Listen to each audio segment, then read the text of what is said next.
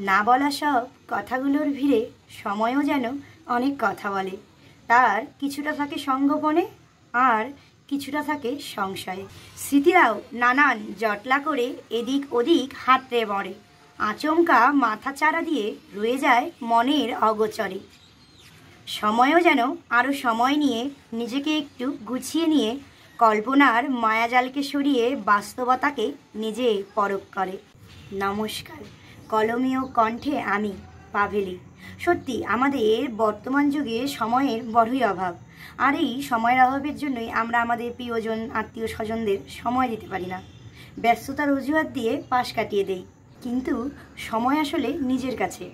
সব কিছু ম্যানেজ করে ঠিকই প্রিয়জনদের জন্য সময় বের করেই নেওয়া যায়। আসলে আমরাই সেটা করতে চাই না। তো ভিডিওটি ভালো লাগলে অবশ্যই আপনার সেই প্রিয়জনদের সাথে ভিডিওটি শেয়ার করবেন। দেখা হচ্ছে নতুন কোনো ভিডিওতে। ততক্ষণ পর্যন্ত be happy, stay tune, tata.